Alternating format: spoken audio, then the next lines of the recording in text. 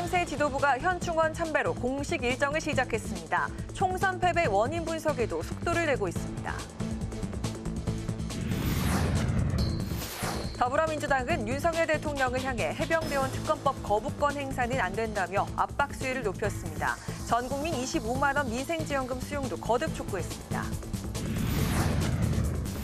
김진표 의장이 38년 만에 아르헨티나를 공식 방문했습니다. 김 의장은 상하원 의장과 잇따라 회동을 갖고 이중과세 방지 협정과 사회보장 협정 체결에 조속한 처리를 요청했습니다.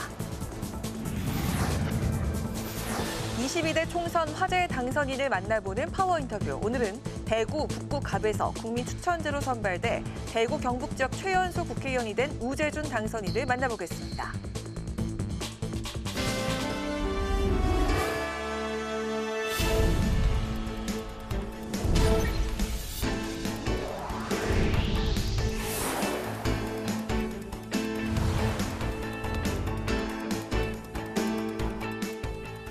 여러분 안녕하십니까? 5월 14일 화요일 국회 라이브 6 시작하겠습니다.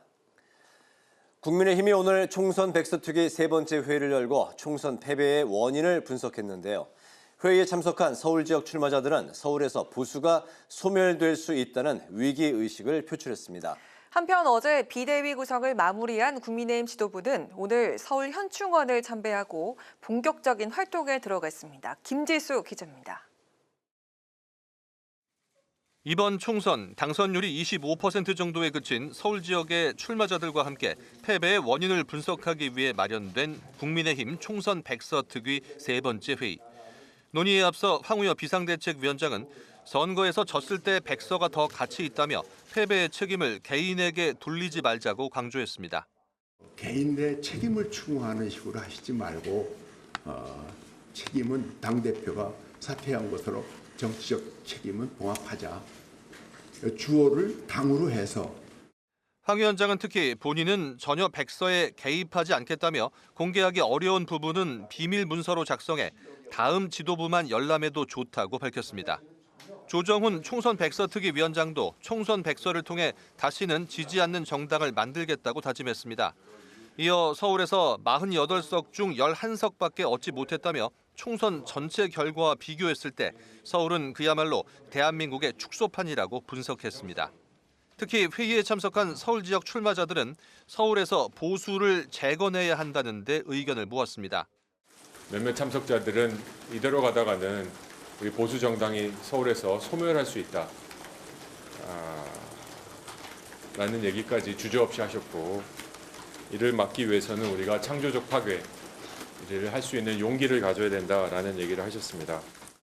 이와 함께 보수 지지층은 노령화되고 수도권 인구는 점차 늘어나는 구조적 변화에 대응해야 한다는 목소리도 나왔습니다. 한편 국민의힘 비상대책위원회는 오늘 서울 현충원 참배를 시작으로 공식 활동에 들어갔습니다. 황우여 비대위원장은 이 자리에서 선열들의 숭고한 건국 정신을 이어받겠다고 방명록에 남겼습니다. 이처럼 비대위 활동이 본격화되면서 전당대회 개최 시기와 경선 방식 논의에도 속도가 붙을 것으로 전망됩니다. 국회방송 김지수입니다. 더불어민주당의 총선 공약인 민생회복지원금 입법이 위헌일 수 있다는 정부와 여당 주장에 대해 논리적 비약이라고 반박했습니다. 또 어제 이뤄진 대규모 검찰 인사 이동에 대해서는 김건희 여사의 각종 의혹에 대한 수사를 막기 위한 신호탄이라고 지적했습니다. 민주당 소식을 이승지 기자가 보도합니다. 더불어민주당이 해병대원 특검법에 대해 윤석열 대통령이 거부권을 행사하고 전 국민 25만 원 민생회복지원금을 받아들이지 않는다면 온 국민을 적으로 돌리는 선택이 될 것이라고 경고했습니다. 특히 22대 국회 1호 법안으로 민주당이 추진 중인 민생회복지원금 지급을 위한 특별조치법이 위헌일 수 있다는 정부의 주장에 대해 기본권을 제한하는 법률이 아니기 때문에 위헌 여부를 논할 근거가 없다고 반박했습니다. 정부가 예산 편성권이 있으니까 지금이라도 당장 민생 회복을 위한 예산을 편성하고 국민 지원에 나서라는 것입니다. 그것을 하지 않으니까 국회가 나서겠다는 것 아닙니까? 민생회복 지원금을 위한 법률은 기본권을 제한하는 법률이 아닙니다. 어제 단행된 검찰의 검사장급 대규모 인사이동에 대해서도 강하게 비판했습니다. 민주당은 이원석 검찰총장이 김 여사 의혹과 관련한 전담 수사팀을 꾸린 지 11일 만에 인사이동이 이루어졌다며 수사를 원천봉쇄하려는 대통령의 의지가 담긴 인사라고 평가했습니다. 따라서 이창수 서울중앙지검장 임명은 그야말로 김 여사 수사 방탄용이라며 검찰 기류가 수사 불가피론으로 타오르는 것을 막기 위한 조치라고 목소리를 높였습니다. 이창수 전주지검장은 성남FC 후원금 의혹 사건을 진두지휘했던 검찰 정권의 최일선에서 야당 탄압 선봉에 섰던 대표적인 친윤 라인입니다. 검찰을 더 세게 틀어지고 김건희 방탄에 나서겠다는 신호탄입니다. 한편 지난 9일부터 치료를 위해 휴가 중이던 이재명 대표는 오늘 퇴원해 모레 국회의장단 선출을 위한 당선인 총회를 시작으로 당무에 복귀합니다. 국회방송 이승지입니다.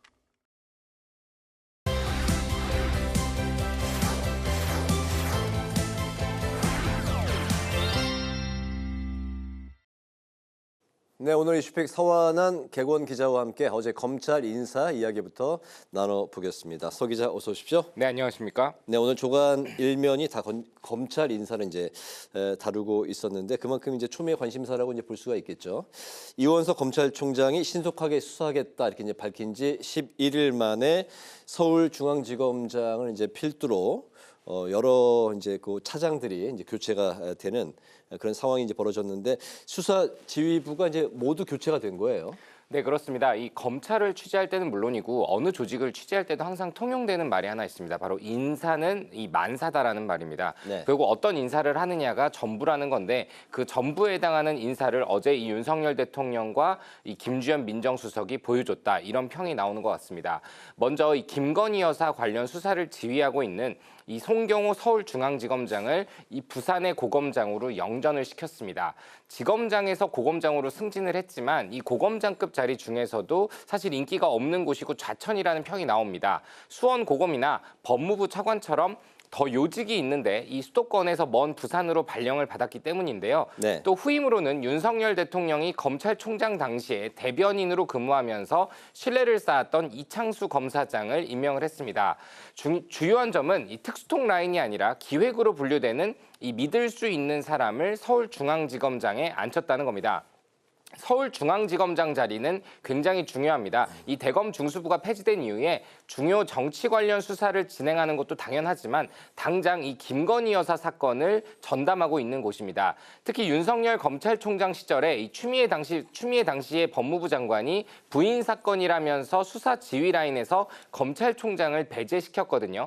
그 이후에 이 검찰총장이 아니라 서울중앙지검장이 김건희 여사 사건의 핵심 결정권자가 된 그런 상태입니다. 네, 송경호 전 이제는 전이 됐네요. 서울중앙지검장을 부산 고검장으로 이제 발령을 낸 건 영전 아닌 영전이다. 뭐 이제 그런 해석이 나오고 있는데 당연히 민주당에서는 김건희 여사를 방탄하기 위한 검찰 인사다 이렇게 이제 비판을 쏟아내고 있죠. 네, 그렇습니다. 이 앞선 리포트에서도 보셨겠지만 이 민주당에서 그동안 각을 세워왔던 이원석 검찰총장이나 이 송경호 서울중앙지검장의 입장에서 의견을 내는 것은 처음 들어본 것 같습니다. 이 박찬대 원내대표나 이 진성준 정책위 의장은 오늘 원내대책회의에서 입을 모아서 검찰총장이 지방 출장 중에 갑자기 상경해야 했던 그런 인사라고 한다며 영부인에 대한 소환조사 필요성을 언급했다는 송경호 지검장을 교체하고 이 친윤 핵심을 앉힌 것은 김건희 여사를 지키기 위한 것이다라고 강도 높게 비판했습니다.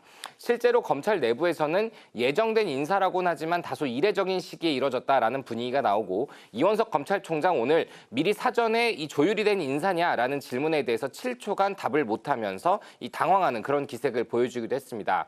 특히 검찰 내부에서는 이 검사장급 인사를 한 지 9개월 만인 것은 그렇다 쳐도 이 검찰총장의 임기가 4개월밖에 남지 않았는데 네. 인사를 한 것은 검찰총장에게 보내는 메시지다라는 분석도 나옵니다. 특히 이 검찰총장의 손발이 되어야 되는 이 검사장급 참모 6명도 임용 8개월 만에 교체를 했거든요. 이 김건희 여사 관련된 검찰의 수사가 속도를 붙이려고 했던 것을 봉쇄하려는 조치가 아니냐 이런 의심의 눈초리를 야권에서는 보내고 있습니다.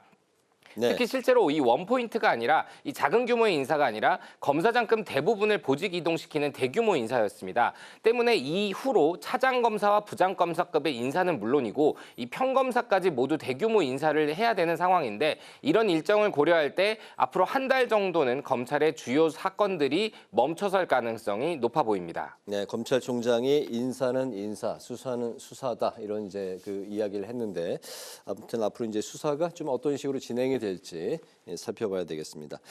민주당이 윤석열 대통령이 해병대원 특검법에 대해서 이제 거부권을 행사할 그런 이제 가능성에 대해서 이제 시사 분위기를 이제 보이니까 대통령의 거부권을 제한하겠다 이런 이제 방향으로 좀 가고 있는 것 같아요. 네, 그렇습니다. 지난 7일 이송됐으니까요. 이 해병대원 특검법의 거부권 행사 시한은 오는 22일까지입니다. 자, 앞으로 8일 남았습니다. 자, 민주당에서는 대통령의 거부권 행사 자체를 문제 삼고 더 이슈하겠다는 게 조금 보이는 것 같습니다. 이를 위해서 민주당에서는 현재 이 원포인트 개헌도 꺼내들은 그런 상태입니다. 대통령의 거부권 행사를 제한하고 대통령이 당적을 가질 수 없게 하는 내용인데 이 윤호중 민주당 헌법개정특위위원장은요. 대통령의 거부권은 어디까지나 헌법 수호를 위한 헌법적 장치로서 행사되어야 한다라고 얘기를 했고 이 박찬대 민주당 원내대표도 이제는 7공화국이 만들어질 때가 되지 않았나 생각한다며 개헌 필요성에 대해서 언급을 했습니다. 하지만 쉽지 않은 이야기이기도 합니다. 자, 22대 국회 시작 직후라면요. 개헌 정족수는 201명을 충족시켜야 되는데요. 이 국민의힘의 당선인이 108석에 달하고 이 개헌의 경우에는 이탈표가 나올 가능성이 낮은 상황입니다. 때문에 정치권에서는 이 민주당이 대통령의 거부권 행사가 코앞에 다가온 상황에서 정쟁용 압박 카드로 활용함과 동시에 22대 국회 초반에 야권 결집을 염두에 둔 전략적 선택도 있다는 그런 분석이 나옵니다. 실제로 민주당은 이 야권 6당의 공동 대응과 전 국민 서명 운동, 또 범국민 대회 개최 등 장외투쟁 확대도 검토 중입니다. 네. 이번에 그 마지막으로 네이버 라인 매각 이슈도 이제 다뤄야 될 것 같습니다. 이제 야권에서는 대일 외교 실패다, 또 여권에서는 반일 프레임이다 이렇게 이제 맞서고 있는 상황인데 지금의 흐름을 좀 정리를 해볼까요? 네, 정치권에서는 일단 목소리를 크게 내고 있는 그런 상황이고요. 정작 당사자인 네이버는 말을 아끼고 있는 그런 상황입니다. 먼저 흐름의 순서대로 좀 짚어보겠습니다. 먼저 일본 정부에서 이 51만 명의 개인 정보 유출 사건을 이유로 이 라인플러스라고 하는 일본 내 라인 운영 회사에게 2차례 행정명령을 내렸습니다. 자, 자본관계 재검토, 즉 지분을 처분해라, 또 사고 재발 방지책을 마련해라 이렇게 2월과 3월 두 번의 행정명령을 내렸는데 제가 일본 법까지 찾아봤는데 네. 이 행정명령은 강제권은 없습니다. 하지만 일본에서 외국 기업이 이 행정명령을 거부한 적도 없었습니다. 그만큼 이 강력한 정부의 입장으로 해석이 된다고 하는데요. 결국 네이버가 만든 라인이라는 플랫폼이 일본 정부가 매각하라라고 한 셈이 됐는데 이 야당인 민주당은 일본 정부에는 강탈 외교, 또 한국 정부에는 굴종 외교라고 비판을 하고 나선 그런 상황입니다. 특히 입원 중인 이재명 대표는 이 마스모토 다케야키 일본 총무상이 조선 통감부의 초대 통감이었던 이토 히로부미의 후손이라는 보도를 인용하면서 자신의 SNS에 이를 비판했고 조국혁신당의 조국 대표는 어제 독도를 직접 방문해서 항의의 메시지를 내기도 했습니다. 자, 당초 네이버의 입장이 제일 중요하다는 게 대통령실의 기존 입장이었는데 이 네이버의 지원을 아끼지 않겠다라고 입장을 바뀌면서도 이 네이버에는 보다 구체적이고 명확한 입장을 내보이라라고 요구하고 나선 그런 상황입니다. 그러면서 야권의 움직임에 대해서는 반일을 조장하는 정치 프레임은 국익을 훼손한다라고 맞서고 있는 그런 상황인데요. 자, 그동안 네이버는 라인의 지분 중 일부를 소프트뱅크에 매각하는 가능성도 열어두고 대응 전략을 고심 중이었습니다. 하지만 현재 정부는 팔겠다면 어쩔 수 없지만 팔지 않겠다고 결정하면 돕겠다는 그런 입장이거든요. 또 연일 야권에서는 이 매각을 강탈이라고 풀어나가면서 네이버는 조금 난감해하는 그런 분위기입니다.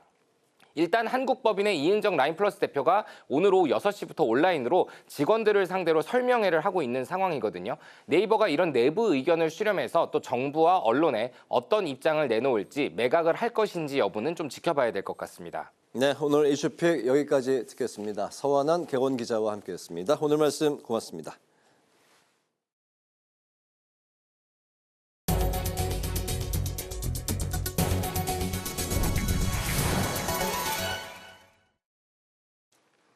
김진표 의장이 대한민국 국회의장으로서는 38년 만에 아르헨티나를 공식 방문했습니다. 김 의장은 아르헨티나 상하원 의장을 만나 우리 기업이 요청해온 이중과세 방지 협정과 사회보장 협정의 조속한 처리를 당부했습니다. 이소희 기자가 보도합니다. 중남미를 순방 중인 김진표 국회의장이 의장으로서 38년 만에 아르헨티나를 공식 방문했습니다. 김 의장은 바르톨로메 압달라 상원 임시의장과 마르틴 메뎀 하원 의장을 잇따라 만나 전방위적인 의회 외교에 나섰습니다. 먼저 상원 의회를 방문한 김 의장은 풍부한 광물 자원을 가진 아르헨티나와 첨단 기술을 가진 한국 기업의 활발한 협력을 기대한다고 밝혔습니다. 포스코라는 한국의 대표적인 기업 중에 하나가 아르헨티나의 리튬과 같은 강산업에 40억 달러를 투자하는 계획을 세워서 연간 10만 톤 규모의 리튬 광물을 개발하는 사업을 추진하고 있습니다. 우리 앞으로 두 나라 경제 발전에 서로 도움이 되리라고 생각합니다. 특히 김 의장은 우리 기업인들이 요청한 이중과세 방지 협정과 사회보장 협정의 조속한 처리를 당부했습니다. 두 협정의 체결이 지연되면 기업 투자에 걸림돌이 될 수 있다며 양국의 협력 확대를 위해 제도적 기반부터 강화하자고 강조했습니다. 한국 기업이 아르헨티나에 투자해서 올린 소득에 대해서 아르헨티나에서도 세금을 내고 또 한국에서도 세금을 내니까 투자를 할 수가 없습니다. 김 의장은 또 하원 의회를 방문해 현재 하원에 계류돼 있는 사회보장협정의 조속한 처리를 당부했습니다. 메넴 하원 의장은 투자 유치를 위한 법적 안정성 마련을 위해 협정 추진에 대한 강력한 의사로 화답했습니다. 김 의장은 아르헨티나 의회가 세계 최초로 김치의 날을 제정한 것에 대해서도 감사를 표했습니다. 우리 한국의 문화와 한국의 음식을 이렇게 존중해 주신 아르헨티나 의회에 대해서 이 자리를 빌어서 감사의 말씀을 드립니다. 상하원 의장 만남에 앞서 김 의장은 현지 동포와 지상사 대표들을 초청해 간담회를 가졌습니다. 이 자리에서는 아르헨티나 한국 학교의 모국 방문 프로그램 지원, 공해상 원양어업의 허가 확대 등의 다양한 요청이 나온 것으로 알려졌습니다. 국회방송 이소희입니다. 국민의힘은 개헌을 통해 대통령 거부권 행사를 제한해야 한다는 민주당 일각의 주장에 대해 반헌법적 발상이라고 주장했습니다. 정광재 대변인은 논평에서 국회를 장악한 민주당의 정치 공세가 날로 심해지고 위헌적 주장도 서슴지 않는다며 이같이 비판했습니다. 이철규 의원도 라디오 인터뷰에서 민주당이 192석의 범야권 의석을 가지고도 권력을 더 남용하고 싶어서 개헌론까지 들고 나오는 것이라고 지적을 했습니다. 더불어민주당은 라인 야후 사태 논란에 대한 현안 질의를 위해서 오늘 16일 과학기술정보방송통신위원회 소집을 요구했습니다. 조승래 과방위 야당 간사는 기자회견을 열고 라인 사태는 시기를 놓치면 되돌릴 수 없는 국가적 손실을 불러올 수 있다며 소극적으로 대처하는 국민의힘의 태도를 지적했습니다. 그러면서 이런 때일수록 국회가 나서서 정부의 적극적인 대응을 촉구해야 한다고 강조했습니다. 조국혁신당은 윤석열 대통령이 거부권을 행사한 노란봉투법을 22대 국회에서 반드시 통과시키겠다고 밝혔습니다. 강미정 대변인은 논평을 통해 윤 대통령이 오늘 민생토론회에서 노동약자를 지원하는 법률 제정을 약속했는데 지난해 12월엔 노란봉투법에 거부권을 행사했다며 말과 행동이 다르다고 비판했습니다. 이어 조국혁신당은 소중한 노동의 가치를 보호하겠다며 22대 국회에서 뜻이 맞는 야당과 함께 노란봉투법을 발의하겠다고 강조했습니다. 백재현 국회 사무총장은 국회 언론환경개선 자문위원회 3기 위원으로 오대영 가천대 교수 등 14명에게 위촉장을 수여했습니다. 백 사무총장은 위원회 활동을 통해 보다 자유롭고 원활한 취재 환경이 조성되길 바란다며 22대 국회가 소통국회로 거듭날 수 있도록 위원들의 적극적인 역할을 당부했습니다. 자문위원회 3기는 앞으로 2년간 출입기자 제도 운영, 국회 내 취재 질서 유지 등에 관한 개선 방안을 모색합니다.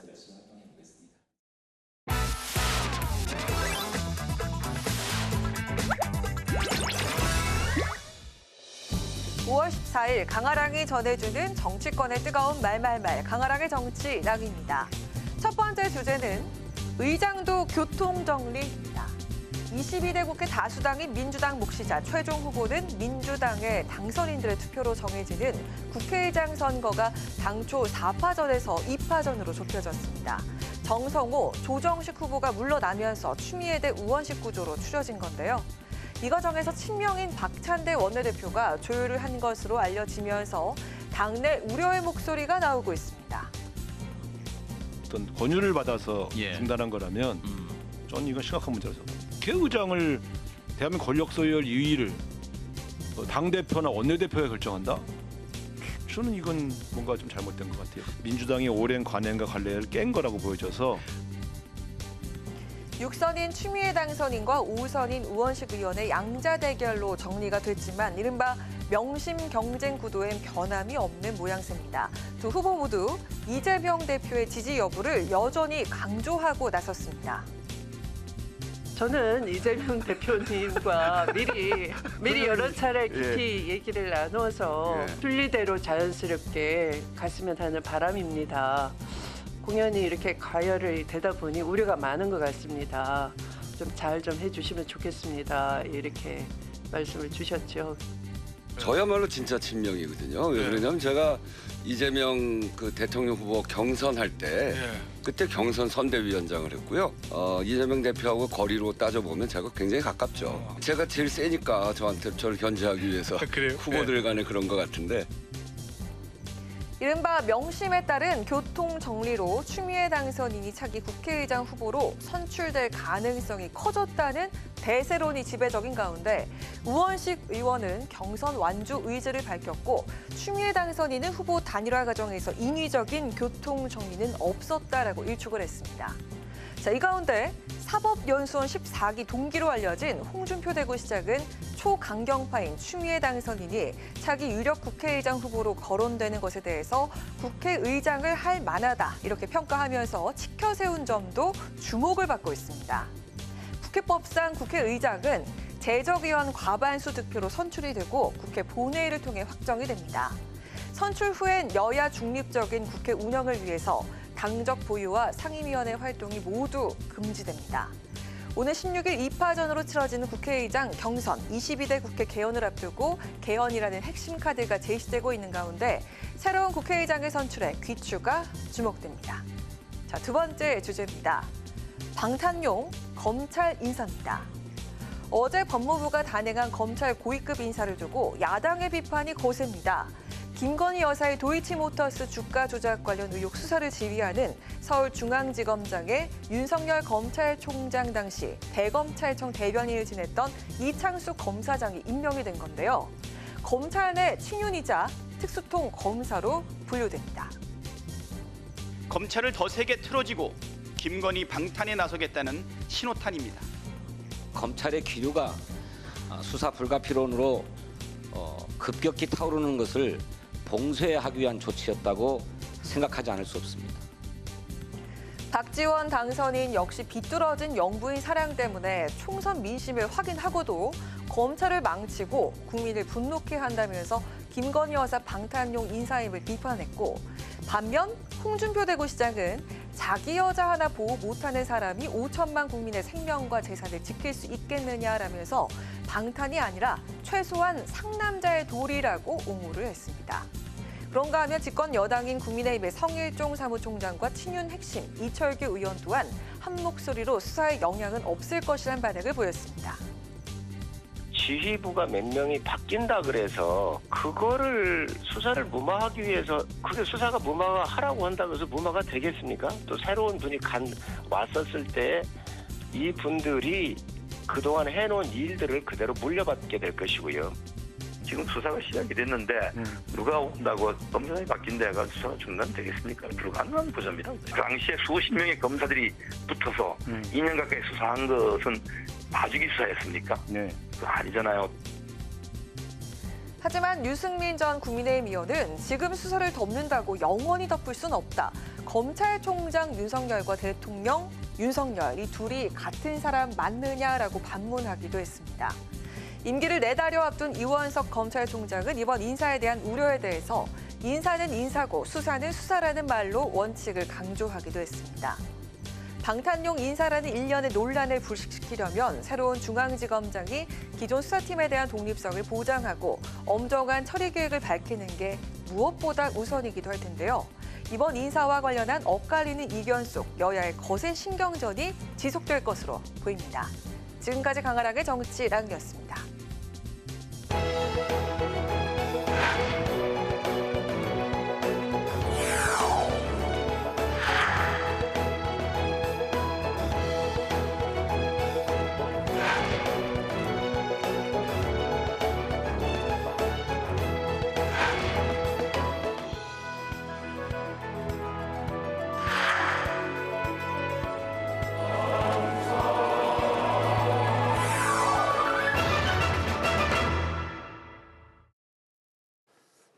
네, 22대 국회의원을 미리 만나보는 파워 인터뷰 화제의 당선인. 오늘 모실 주인공은 대구에서 40여 년 만에 탄생한 30대 국회의원이십니다.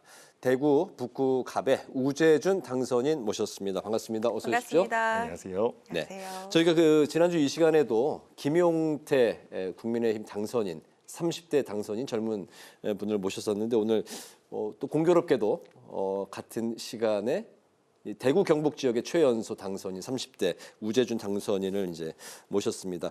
대구 경북 지역의 이제 최연소 당선인이다 이런 이제 타이틀도 같이 이제 안게 됐는데 먼저 소감부터 들어볼까요? 먼저 저를 뽑아주신 유권자분들한테 너무 감사드린다는 말씀 드리고 싶고요. 사실 제가 청년 당선인들 중에는 아마 인지도가 좀 많이 없는 당선인이라고 저는 생각을 합니다. 그럼에도 불구하고 대구 시민들께서 여전히 국민의힘 그리고 보수 정당에 대한 여전한 기대가 있으시기 때문에 저를 뽑아주신 거라고 생각합니다. 그 점에 대해서는 저는 마음의 빚이 있다라고 생각하고 더 열심히 해서 정말 갚겠다라는 마음으로 열심히 해야 된다라고 생각하고 있고요. 하나 아쉬운 점은 저는 수도권에서 정말 더 훌륭하고 저보다도 훨씬 훌륭한 분들이 사실은 안타깝지만 많이 떨어지셨어요. 그래서 저도 너무 안타까운 마음도 큰데 그래도 그분들의 목까지 제가 더 열심히 해서 정말 한다라는 그런 생각으로 정말 열심히 해야겠다 그렇게 책임감 가지고 있습니다. 네, 우리 우재준 당선인께서 방송이 저희 프로그램 처음이라고 하셨는데 맞습니다. 저희 편안하게 보시면서 대화하시듯이 이야기하셔도 방송이 좋겠습니다. 믿기지 않을 만큼 말씀을 굉장히 잘하시네요. 아이고 감사합니다. 지금처럼 하시면 되겠습니다. 네, 좋습니다. 특히나 그 건설 부동산 분야, 재개발, 재건축 이쪽으로 전문 변호사로 활동을 하시던 중에 지난 3월 국민의힘 공천관리위원회가 시행한 국민추천제로 대구 북구갑 공천을 받았습니다. 원래는 그 23대 총선에 출마할 예정이었다 이렇게 알고 있었는데 이번에 국민추천 프로젝트를 신청을 하게 된 그 이유가 좀 궁금한데요. 제가 먼저 하나를 설명드리면 제가 올해 36인데요. 사실은 정치를 해야겠다는 88년생. 맞습니다. 88년생인데 정치를 해야겠다는 생각을 한 건 한 20년 정도 된 것 같습니다. 제가 고등학교 때부터 10대 때부터. 맞습니다. 고등학교 때 이제 학생회장 하고 하면서 직업으로서 나중에 정치인이 돼야겠다라는 생각을 하고 그래서 대학도 서울대 정치학과로 갔고요. 그다음에 24세 제가 새누리당 가입을 했습니다. 그래서 박근혜 대통령 대선 후보 캠프부터 있었거든요. 근데 그때만 해도 지금하고 분위기가 많이 달랐어요. 그때만 해도 20대 대학생이 만약에 새누리당을 가입한다는 건 굉장히 사실은 이상한 사람이라고 취급되는 그런 시절이었어요. 그래도 그렇게 하고 또 그러고 나서 또 있어 보니까 또 부족함이 많이 느껴지더라고요. 정책적으로나 제가 법에 대한 이해도나 이런 것들이 부족함이 많이 느껴져서 사실은 경북대 로스쿨 가서 변호사가 되고 그 다음에 다시 대구시에서도 일을 조금 하고 그 다음에 계속 정치권에서 조금씩 일을 하면서 이렇게 한 20년 정도 제가 나름 준비하는 삶을 살아왔는데요. 그래서 원래는 제가 제 인생 계획에 따르면 이제는 조금 더 인지도 쌓는 활동도 하고 해서 24년 뒤쯤에 출마하겠다는 생각을 가지고 있었습니다. 이제 출마를 하면 되겠다. 그러면 적절한 나이라고 생각해서 그러면 20년 정도를 준비해서 이제 39 정도에 출마하면 되겠다라고 생각을 하고 있었는데요. 4년이 당겨졌네요. 맞습니다. 4년이 당겨졌는데 그게 이제 하필 제가 이 지역 출신입니다. 제가 대구 북구 출신인데 이번에 국민추천 프로젝트라고 해서 이 지역이 선정이 됐고 그리고 이제 지역에 있으면 이제 총선이라는 게 진행되다 보면 지역의 분위기라는 게 조금씩 느껴지잖아요. 느껴지는데 좀 젊은 사람을 바라는 것 같다라는 느낌이 굉장히 많이 느껴지더라고요. 네. 저도 이게 그때 느껴지니까 그러면 내가 원래 4년 뒤에를 생각하고 있었지만 이번에 4년 정도 빨리 당겨서 한번 출마를 해보자라고 생각해서 이렇게 신청을 하게 됐고, 그러니까 아무래도 뭐 당에서나 이런 부분도 그런 점을 좋게 보신 것 같아요. 오랫동안 준비를 해왔고 또 이 지역에 연고가 있고 이런 부분들을 좋게 봐주신 것 같아요. 그래서 그런 점을 경쟁력으로 좀 삼아서 이렇게 제가 뭐 이렇게 공천받고 당선까지 된 거 아닌가라고 생각하고 있습니다. 그렇군요. 10대 때 정치인의 이제 꿈을 꾸셨고 맞습니다. 법에 대한 지식이 미흡하다 생각이 들어서 이제 변호사 자격증을 땄다. 그러면 이제 정치를 하기 위해서 이제 법 지식, 그 변호사 자격증을 이제 그 취득했다 이렇게 봐도 될 것 맞습니다. 같군요. 알겠습니다.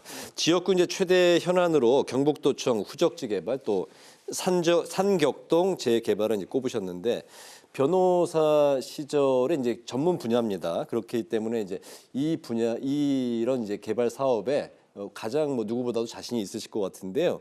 그 계획이 궁금하고 또 이제 국회 입성 후 이제 법안들을 또 내실 건데 1호 법안으로 생각하시는 법안이 있다면 곁들여서 들어볼까요?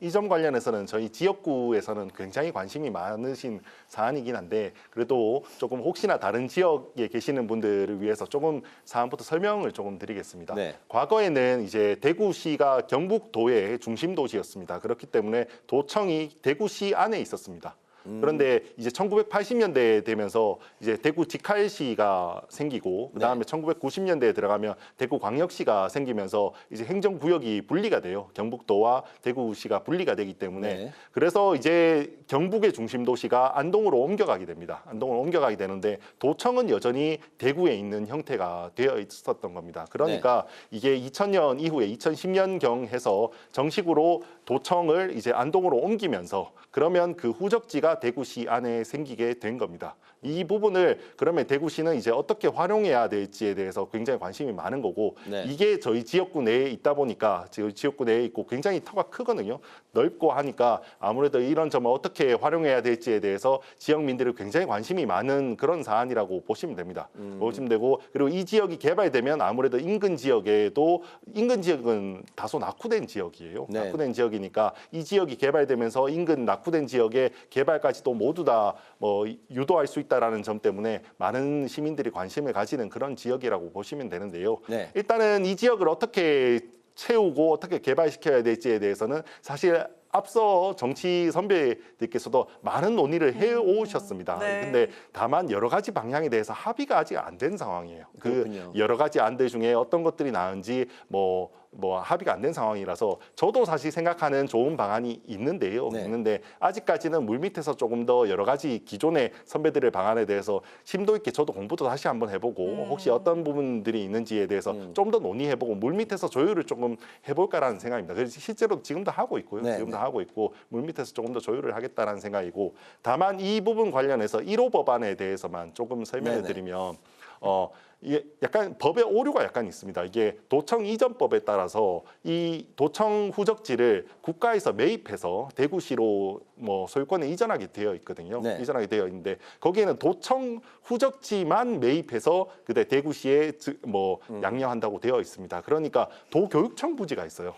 도교육청 부지가 있는데 도교육청이란 말이 법에 빠져 있어요. 법에 빠져 있으니까 도교육청 부지는 대구시에서 돈 주고 사가라라는 입장이에요. 입장인데 이 부지만 해도 거의 300억 가까이 가격을 합니다. 그래서 이 부분은 법의 취지를 봤을 때는 명백한 입법 오류라고 저는 해석하고 있거든요. 그래서 이거는 제가 1호 법안으로 개정안을 내서 소유권을 먼저 확보한 다음에 그걸 어떻게 대구 시민들을 위해서 활용할지에 대해서는 함께 논의한다. 그런 입장 가지고 있습니다. 1호 법안도 지역구 이제 현안하고 이제 같이 맞물려서 맞습니다. 지금 계획하고 계신 거군요. 맞습니다. 네, 알겠습니다.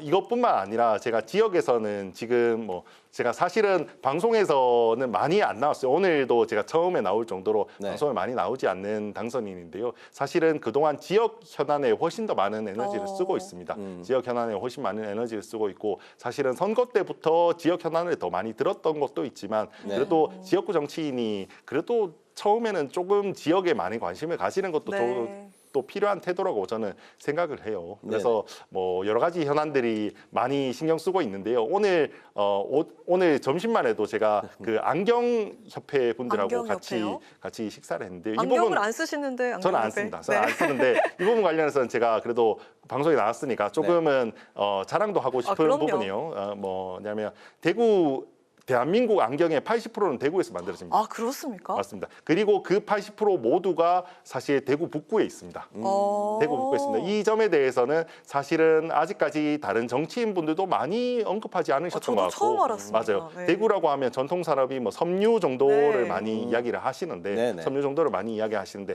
사실은 안경도 굉장히 대구가 많이 대한민국의 메카라고 보시면 됩니다. 근데 이게 안경 산업도 75년 된 사업이거든요. 70년이 넘은 사업인데 이게 또 중국과의 경쟁, 뭐 해외와의 경쟁 이런 부분에서 다소 이제 뒤처지고 있는 측면이 있어요. 뒤처지고 있는 측면이 있고 계속해서 모든 제조업이 그렇듯이 계속해서 새로운 형태의 변화를 모색해야 되는데 그런 점에 있어서 본인들 스스로 하기에는 굉장히 어려움을 많이 또 겪고 있으십니다. 그래서 그런 부분에 대해서도 제가 지금까지는 좀 부각되지 않았지만 그래도 지역구 국회의원으로서 어떻게 지원할 수 있는지 방안을 찾는 이런 부분도 많이 좀 신경을 쓰고 있습니다. 30대 젊은 그 초선 국회의원의 열정이 굉장히 느껴졌습니다. 감사합니다. 그 이제 지역구에 안경 산업의 이제 중흥까지 앞으로 육성까지 책임져서 열심히 의원 활동을 하시겠다는 이제 그런 말씀까지 저희 한 10분 들은 것 같아요. 앞으로 더 이야기할 겁니다. 제가 오늘 첫 방송인데 이렇게 말씀을 잘하시니까 앞으로 이제 방송사에서 가만히 안 둘 것 같습니다. 죽은 것 같다는 생각이 듭니다. 다음 이슈로 넘어갈까요? 네. 좀 이어서 정치 현안도 살펴볼까 하는데 22대 전반기 그 국회의장 선거가 앞두고 있는데 민주당 추미애 당선인과 우원식 의원 양자 대결로 압축이 된 그런 상황입니다. 친명 교통 정리가 아닌가라는 이런 논란이 있을 정도로 추미애 후보로 좀 압축이 되는 것 같다 이런 분위기인 것 같은데요. 이틀 뒤면 국회의장 후보자 경선이 있는데 과연 이때 어떤 결과가 나올 것으로 예측을 하고 계실지 들어볼까요? 이 점과 관련해서는 사실 좀 죄송하지만 저도 아직 말씀드리기 좀 조심스러운 점이 있어요. 제가 스스로 정치 초보라고 저는 생각하고 있거든요. 그리고 저도 이분들에 대해서 시민으로서 국민으로서 이렇게 언론을 통해서 가지는 이런 이미지나 이런 부분들이 있지만 사실은 이분들을 제가 의원 대 의원으로 만나서 이분들의 평소의 인품이 어떤지 다른 의원들과 어떤 관계를 맺고 계신지 이런 부분에 대해서 제가 잘 알고 있지는 않아요. 그렇기 때문에 사실 어느 분이 어떤지 뭐 그 부분에 대해서 아직 섣불리 평가하는 건 좀 사실 다소 조심스러운 점은 있다고 생각합니다. 다만 한 가지는 조금 말씀드리고 싶은 건 저는 이번 총선 결과는 국민들이 조금 국회 내에서 대화와 뭐 협치를 하라라는 과제를 부여해 주신 거라고 또 생각을 하고 있습니다. 하고 이 의석수가 어느 한 편도 자기 마음대로 할 수 없게 이렇게 의석수를 만들어 주신 건 그런 의미가 조금 담겨 있다고 생각을 합니다. 그러면 국회의장이 앞으로 되시는 분도 조금 그런 맥락을 고려하셔서 여야의 협치도 같이 이렇게 뭐 증진하는 그런 방향의 역할을 좀 해주십사 그런 정도의 바람만 가지고 있습니다. 알겠습니다. 이번 21대 국회가 이제 29일로 이제 그 막을 내리게 되고 22대 국회가 아직 이제 그 시작 안 한 입장에서 근데 배지는 또 받으셨잖아요. 네, 국회의원 배지를 받으신 입장에서 아직 그 의원이 아닌 입장인데 근데 그렇다고 또 완전 일반인도 아닌 그런 이제 상황입니다. 그렇기 때문에 정치 현안에 대해서 입장 표명하기가 상당히 좀 애매할 수도 있다는 게 충분히 이해가 됩니다. 그렇지만은 또 의혹에 찬 30대 당선인으로서 또 어떤 입장을 갖고 계신지도 저희는 좀 궁금하거든요. 생각하시는 대로 가감 없이 말씀해 주셔도 될 것 같습니다. 윤석열 대통령이 해병대원 특검법 거부할 의사를 제2권 요구를 이제 발동할 그런 이제 의사를 이제 시사를 한 분위기인데 야권이 특검법을 이제 거부할 경우 지금 원포인트 개헌 이야기까지 지금 나오고 있습니다. 탄핵 사유다 이렇게 이제 강경 발언도 쏟아내고 있는데요. 윤석열 대통령이 해병대원 특검법을 좀 어떻게 풀어야 될까요? 뭐 일단은 먼저 제가 사실은 윤 대통령님께서 어떻게 하시는지를 뭐 평가하고 뭐 하는 건 사실 다소 조심스러운 점이 있다는 점은 좀 양해를 부탁을 드립니다. 일단은 그 점은 그렇게 동의하지는 않습니다. 거부권도 사실은 대통령이 행사할 수 있는 권한 중에 하나인데 그걸 행사했다는 것만으로 뭐 어떤 탄핵 사유가 된다든지 뭐 그렇게 해석하는 건 좀 어렵지 않나라는 생각이 듭니다. 다만 뭐 여러 가지 점을 고려해서 또 국민들의 평가, 시선이 또 네네. 있으니까요. 국민들이 시선이 있으니까 그걸 합리적으로 행사하실 거라고 생각하고 있습니다. 다만 지금 이번 특검법 같은 경우는 일단은 야당의 일방적인 통과로 된 거잖아요. 그러니까 아마 또 그 점을 고려해서 아마 거부권을 행사하지 않으실까라고 생각하고 있습니다. 네. 다음 질문도 어렵습니다. 네. 계속해서 정치 이슈가 이어지는데. 네, 어제 서울중앙지검 지휘부가 전격도 교체가 됐는데 김건희 여사 명품백 수수 의혹과도 도이치모터스 주가 조작 의혹을 수사하고 있는 그 담당이죠. 오늘 이원석 검찰총장은 인사는 인사고 또 수사는 수사 이렇게 밝혔지만 이 총장이 이렇게 전담팀을 꾸린 지 약 열흘 만에 이뤄진 이런 인사입니다. 좀 이례적인 그런 상황인데 자, 이번 사태 어떻게 보시는지 들어볼까요? 법조계 분위기는 잘 아시잖아요. 예. 네. 제가 일단은 그래도 원래 형사 쪽으로 많이 하는 변호사는 아니었어요. 제가 네. 원래는 건설 쪽 사건을 네. 조금 더 많이 하는 변호사이기 때문에 제가 아주 깊게 말씀드리긴 그렇지만 일단은 먼저 제가 그래도 동기들 중에 검사들도 있고 그래도 어느 정도 법조계를 많이 봤기 때문에 법조계에 대한 신뢰는 조금 있습니다. 검사들에 대한 신뢰도 있고 그리고 이건 어떻게 보면 저는 여당 국회의원이 가져야 할 태도 중에 하나라고 생각합니다. 그래도 국가 행정기관에 대한 조금 더 신뢰를 가지는 태도를 가지는 건 조금은 여당 국회의원이 가져야 할 태도라고 생각합니다. 네. 일단은 그래도 검찰총장님께서 저희 인사는 인사고 수사는 수사라고 해서 원론적인 답변을 이렇게 해주시고 그래도 특별한 어떤 의도가 있지 않다라고 이렇게 말씀을 하신 거잖아요. 그래도 조금 더 신뢰할 필요가 있지 않나라고 생각하고 있습니다. 네, 알겠습니다. 그 정도로 이 사안은 넘어갈까요? 네, 맞습니다. 이 사안은 혹시나 제가 아직까지는 제가 왜 조금은 말씀을 많이 아끼냐면 네. 제가 아직까지는 지역구 현안에 좀 더 집중하고 있는 점도 있지만 제가 22대 국회의원으로 되는 거잖아요. 당선인이고 아직까지는 제가 저희한테 구체적인 어떤 사안을 제가 볼 수 있는 권한이 있는 것도 아니고 그렇기 때문에 사항을 충분하게 알지 못하고 모든 걸 답변하는 게 조금 조심스러운 점이 있다는 점을 좀 양해를 부탁드립니다. 이해하겠습니다. 그 변호사 출신이시니까 그렇다면 22대 국회에서 원하시는 상임위가 그러면 법사위일까요? 법사위보다는 저는 사실 환경노동위원회를 좀 먼저 희망하고 있습니다. 일단은 먼저는 제가 그래도 국민의힘 의원으로서 젊은 의원으로서 조금은 일반적으로는 기피하는 상임위거든요. 환노위가. 그러면 조금 더 제가 희생한다는 마음으로 환노위를 가겠다라는 생각이 먼저 하나가 있고요. 네. 두 번째는 제가 원래도 건설 쪽을 하다 보니까 산재나 이런 사건들도 그래도 이해도가 조금 있습니다. 산업재해. 주로 어떤 사건을 맡으셨는지 궁금한데요. 이제 건설 사건이라고 하면 공사대금 사건도 있고요. 네. 또 하자 사건도 있을 거고 산업재해 사건도 있고 이런 거 여러 가지 네네. 또는 부지를 매입하는 데 있는 어떤 법률 분쟁이나 이런 거 여러 가지가 있죠. 그다음에 건설 회사나 이런 데들의 지분 관련된 사건이란지 여러 가지가 있을 텐데 또 재개발, 재건축, 정비 사업에 따르는 총회에 관련된 사건들부터 해서 여러 가지 사건들인데 그 중에 이제 산업재해 사건도 어느 정도 다뤄봤기 때문에 조금의 이해도가 있습니다. 사실은 시사적으로도 굉장히 지금 핫한 이슈 중에 하나가 중대재해처벌법인데요. 네. 사실 그것도 큰 부류로 봤을 때는 사실은 산업재해의 하나의 분야거든요. 사실 그런 부분에 있어서도 제가 어느 정도는 이해도가 있기 때문에 그래도 조금은 기여할 수 있지 않을까. 어느 정도 논쟁에 있어서 제가 기여할 수 있는 부분이 있을 거라고 생각하는 점도 있어서 종합적으로 고려했을 때 환경노동위원회가 괜찮지 않나라고 생각하고 있습니다. 환경노동위원회. 네네. 희망 네. 상임위까지 이제 말씀을 하셨고요. 네. 자, 시간이 좀 많이 남긴 했는데 질문은 지금 하나가 남았거든요. 네. 충분히 답변해 주셔도 네. 좋을 것 같습니다. 이번 총선에서 8090년생이 상당수 제도권을 진입을 했습니다. 30대 보수 진영 쪽 그 당선인들 좀 보니까 이준석 대표를 포함해서 5명이더라고요. 국민의힘 측에서 4분이 계신데 우재준 당선인 계시고 조지현 당선인이 한 살이 더 많으시더라고요. 맞아요. 역시 그 경북 경산이니까 맞습니다. 같은 권역 안에서 한 살 차이로 최연소가 되신 거더라고요. 그리고 그 밖에 김용태 그리고 김재섭 이렇게 있는데 세대 교체를 통한 정치 개혁이 이루어질 수도 있겠다. 국민의힘 측 내부에서도 그렇고 좀 외부에서도 그런 시선이 좀 있는 것 같습니다.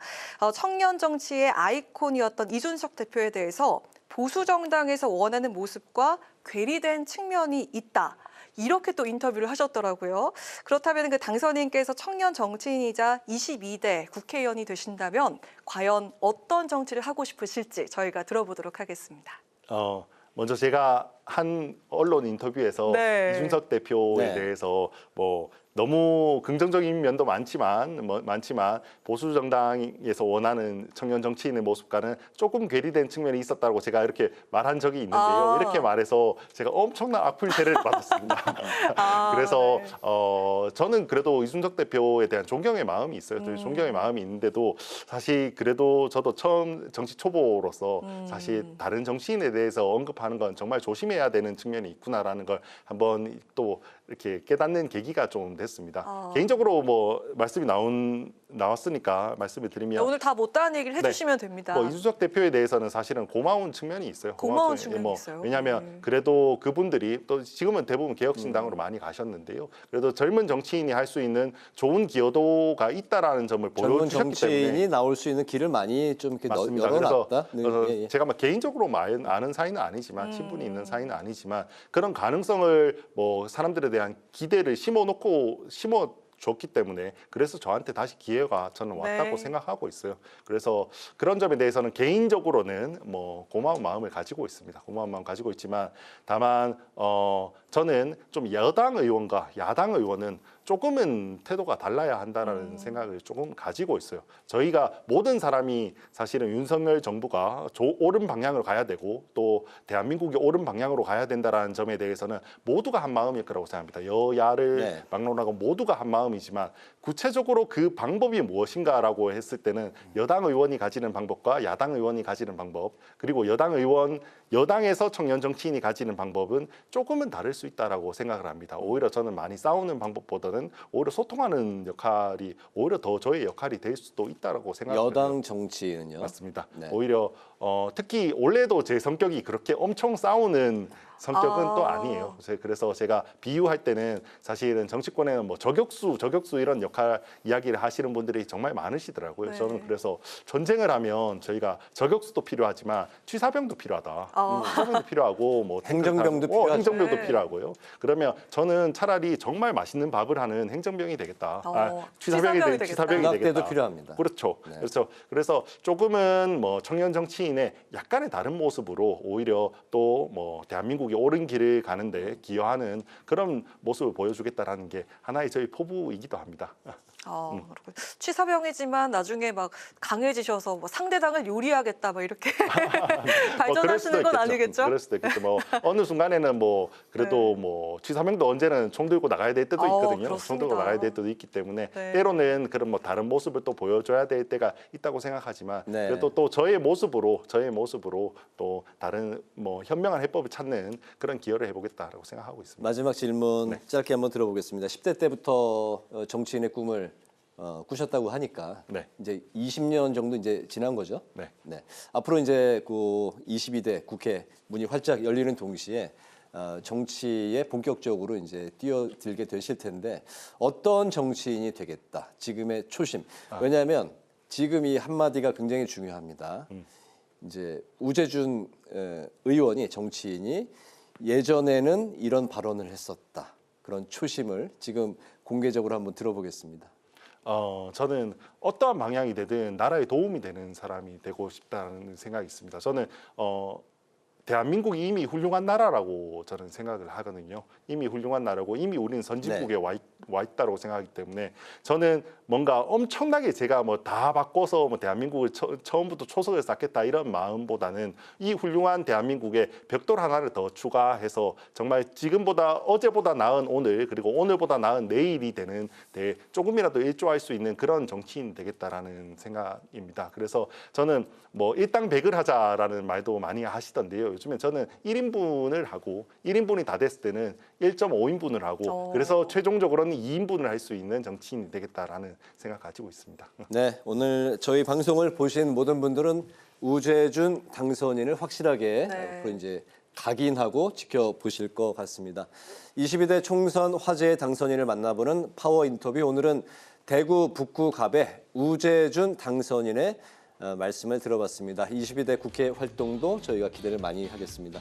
오늘 말씀 잘 들었습니다. 고맙습니다. 잘 들었습니다. 감사합니다. 오늘 국회 라이브 6 여기까지입니다. 시청해주신 여러분 고맙습니다.